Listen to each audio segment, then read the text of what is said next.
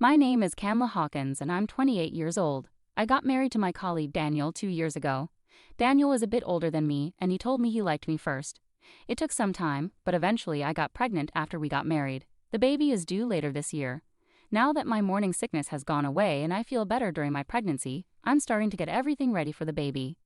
I lost my parents when I was young, so my husband's parents have been a big support to us. They're really excited to become grandparents for the first time.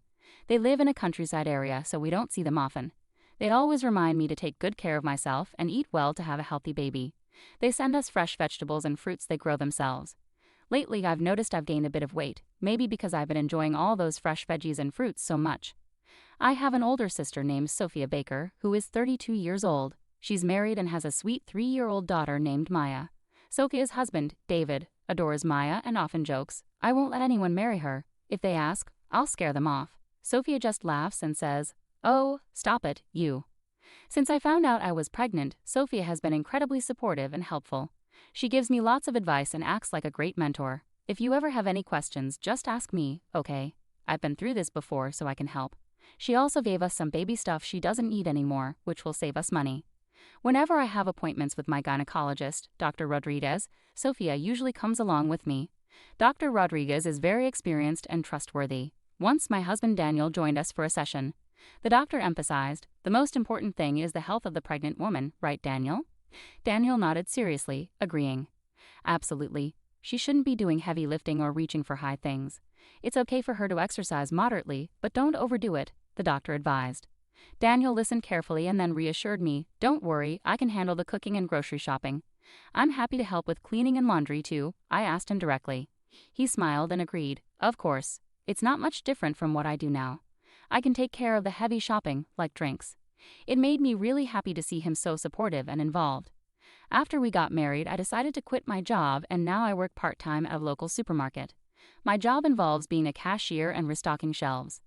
I work 3 days a week for about 3 to 4 hours each day, which isn't too taxing for me. There are many women at work who have kids, so they understand my situation and often give me advice. Lately, Daniel's job has become more demanding. I know what he does because we used to work at the same company. He's in an office job, so except during the busy financial reporting season, he shouldn't have too much overtime, I remind myself. They've started a new department, and I've been made team leader for a group of younger staff, he mentioned. I need to work hard now that we're expecting a baby. But I worry about him pushing himself too much. "Don't overdo it," I caution him, and he reassures me, "Don't worry, I take breaks when I need to." One day I received a call from my cousin Luke Cohen. "Hey Cam, I need some advice," he said. Luke, who is 2 years younger than me, got married to Alice last year. They've been together since high school. Alice is pregnant, and she's been having awful morning sickness. She can't stand the smell of food and hardly eats anything. "What should I do?" he asked. "Well, if she can't eat bread, let her eat cake, right? You sound like Marie Antoinette," I teased. But seriously, when I was pregnant, I just avoided foods that bothered me and ate what I could manage. Staying hydrated was important, and chewing mint gum or candy helped with the nausea, I advised. "Got it, thanks. You always know what to say. I'll call you again if anything else comes up," Luke responded gratefully. Sophia, who is my elder in motherhood but younger in experience, lives nearby. Since she's self-employed, she has more flexibility with her time. We've had plenty of opportunities to hang out even before I got married. However, Daniel's behavior began to change as he started working more on weekends, claiming he needed to sort out paperwork from the week. We were spending less time together, and I could feel him becoming more distant. One night, I brought up my frustration about his frequent weekend work. "Can't you manage your work better? You said you'd help around the house, but I feel like I'm doing everything," I complained. My belly was getting bigger, and even simple tasks like cutting my nails were becoming a challenge. But he brushed off my concerns and asked for more support, saying, "My work is really important right now. Can't you be more understanding?" "I get that, but I'm struggling too. Look at my belly. I'm working hard for our child as well. Please don't just dump everything on me," I replied. "Besides, what I heard, is it about seeing another man? Do you mean my cousin Luke? He helps me with shopping when you're not around," I clarified. "Cousin, really? We've been meeting for a while now. He's part of my family, so naturally, we see each other," I explained. "Anyway, please be patient with me a little longer." As the due date approached, tensions remained high. When labor started, I went to the hospital with Sophia. Dr. Rodriguez told me, "You're ready for the delivery room. After the birth, you'll stay for postnatal care."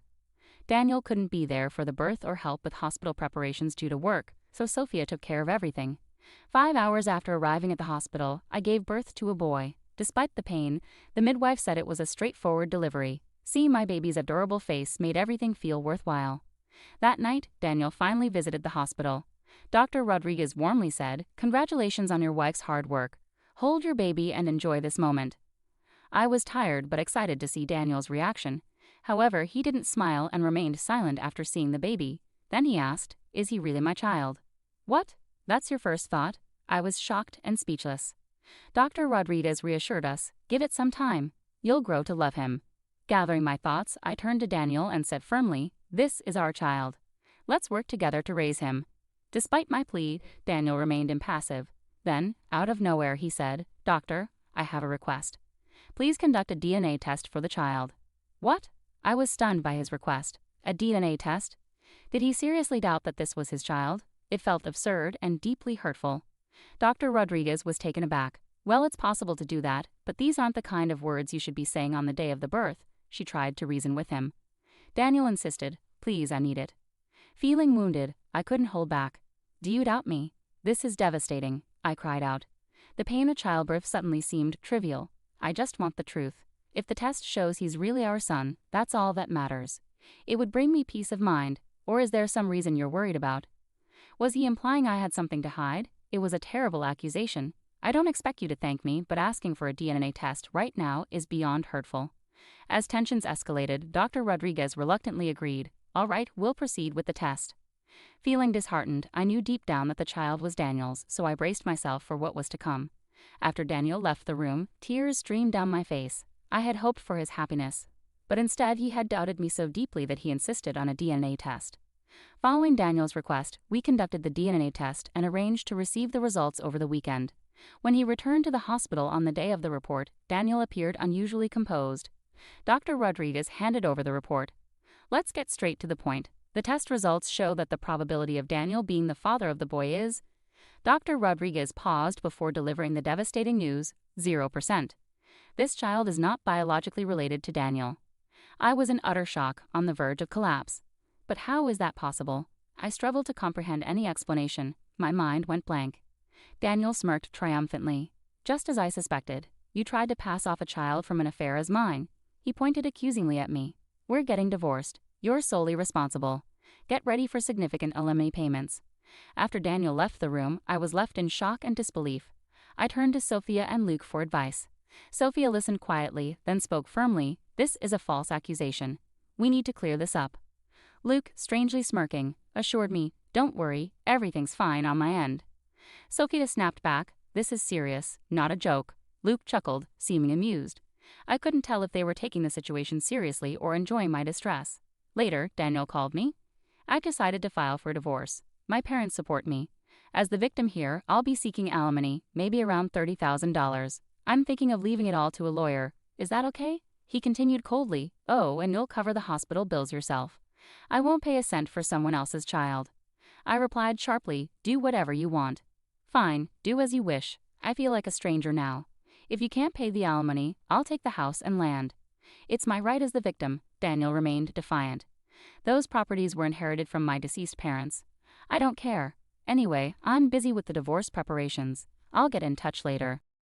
I shared this with Sophia and decided to focus on my next steps. Shortly after, I was discharged from the hospital, and Luke arrived to pick me up in his car. "How are you holding up? Feeling tired?" Luke asked gently. "I'm feeling much better now, but I need to stay strong for this little one," I replied, glancing at my baby wrapped snugly in a blanket. "That's right. I've got everything planned out. We'll make sure Daniel pays back double or even triple for what he's done," Luke assured me. As we talked, we pulled up to my house. Inside, everything looked different. Daniel had cleared out all his things, leaving the rooms nearly empty except for the baby items I'd prepared. There was a note from him. "I'm leaving the house and won't be returning. Don't try to find me at my parents' place. I'll contact you only when necessary." Realizing he might have gone where he usually handles matters, I soon received a call from Daniel. His timing was impeccable. I answered, and he immediately shouted, "Why did you send that to my workplace?" "Well, since you didn't tell me where you were going, I had no choice but to send it to your office," I replied casually. "You've made a mess. I had to explain everything to my boss, and now everyone at work is staring at me because of it." "It all went according to plan. That's not my concern," I retorted. "So you've seen the notice, right?" Make sure you show up at the lawyer's office. Don't even think about avoiding this. Who said anything about running away? You better be ready. I'm going to fight this until the end. It seemed that the legal notice sent by my lawyer had reached Daniel's office. I could picture him feeling rattled. The plan to confront Daniel was slowly falling into place. Soon after we gathered at the lawyer's office for the divorce proceedings. Daniel's parents were present as well.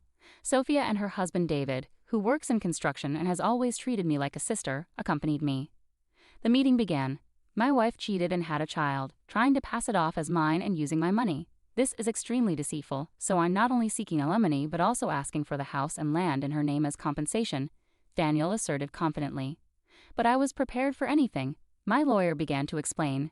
I understand your concerns, however, in a divorce involving infidelity, property division is still governed by legal principles, and not all demands may be met. My role is to mediate based on the facts and ensure fairness, Daniel retorted. Justice is clearly on my side here. Having a child with someone else and trying to pass it off as mine is essentially fraud. I might consider involving the police, his parents chimed in. Camila, this is devastating. We were so happy about our first grandchild, only to find out it's not Daniel's. It's heartbreaking, especially for the child. Regardless of legal outcomes, please raise the child well and make amends, Daniel's parents added. What you've done is unforgivable. I'm entirely innocent and the victim here. It all hinges on Camila reflecting on her actions and apologizing to me.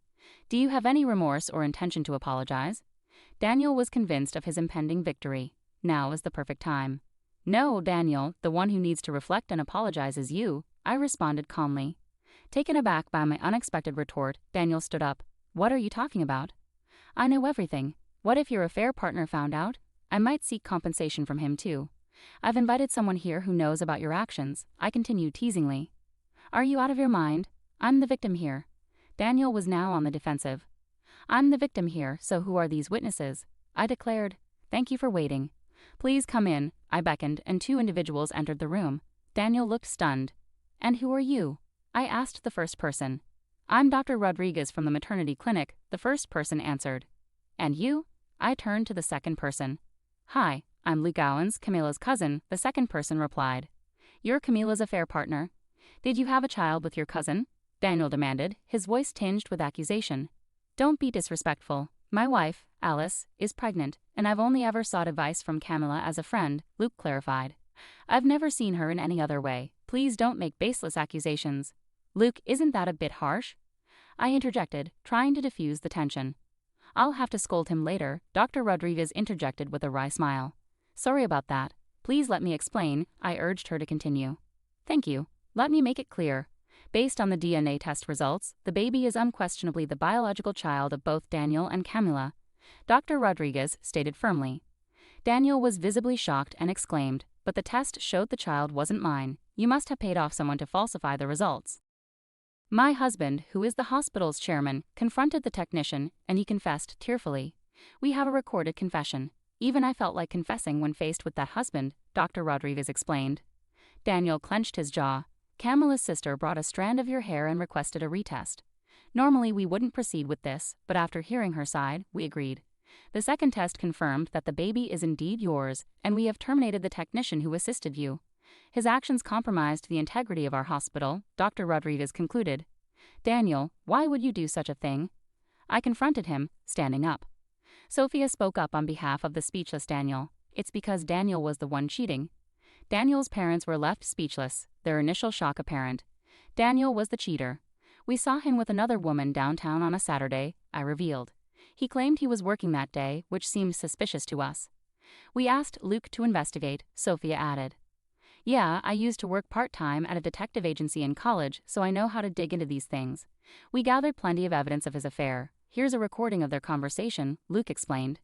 Sophia played the recording on a digital recorder. Daniel and the woman's voices were clear. We'll manipulate a DNA test to make it look like the child isn't mine. I'll use that as proof of her cheating with someone else, maybe her cousin. I have photos, and I'll accuse her of infidelity. Then I can blame everything on her, file for divorce, claim alimony, and since she had a child with another man, I'll take the house and land too. I'll be seen as the victim in all of this. There won't be any issue with us being together after that. Daniel looked stunned as the recording played, unable to speak. I'm a genius, aren't I? More like a villain than a genius, came the woman's laughter on the recording. Sophia stopped the recorder and Luke added, The woman is Leah Turner, your colleague from the same team. Daniel's face went pale at the conclusive evidence presented. He had no defense left. Now that the truth is out, it's my turn, said the lawyer with a smirk. He produced various documents from an envelope and continued, here are Camila's demands. Firstly, she requests a divorce from Daniel. Regarding the forgery of the DNA test, she won't pursue legal action, but she will seek compensation from Daniel and Leah. Additionally, Daniel will be required to undergo property division and provide child support. Daniel's parents were stunned by the unexpected turn of events. Pressured by Camila and Sophia, Daniel capitulated. I filled out the divorce paperwork and Daniel completed his portion. The finalized divorce form was witnessed by the lawyer and promptly filed. Leaving the lawyer's office, we celebrated at a nearby restaurant. I was officially divorced from Daniel. I received a substantial amount of compensation and child support in a lump sum. I named my son Landon, and it seemed his grandparents had advanced the funds. Daniel found himself ostracized from his family, burdened with debts he had to slowly repay. His affair with a collie led to both of them being dismissed for violating company policies. Now struggling to find stable employment, Daniel worked part-time at a gas station. Meanwhile, I focused on raising Landon, taking a leave from work. The compensation money I received was sufficient for us to live on comfortably. Landon brought immense joy into my life, and capturing his moments on camera turned into a surprising source of income when Luke edited and uploaded our videos online, which gained popularity. I received tremendous support in raising Landon, not just from Sophia, but also from my colleagues at the part-time job, especially the older women who helped with grocery shopping and deliveries. The store manager, who often assisted with these deliveries, turned out to be a kind and hardworking man who had gone through a divorce himself. Unbeknownst to me, the ladies at work had been subtly trying to set us up. As Landon turned 1 year old, the store manager proposed to me. I admired his humble demeanor, fairness, and how he treated everyone with respect. Our interactions during his grocery deliveries quickly turned into a deeper connection, and I happily accepted his proposal. Landon, too, grew fond of him, and I trusted him completely to care for my son. We're taking our time with marriage preparations, enjoying this new phase of our relationship. Recently, Landon started calling him manager or dad, which filled my heart with happiness. Watching Landon sleep peacefully, I made a promise to myself not to let this happiness slip away again.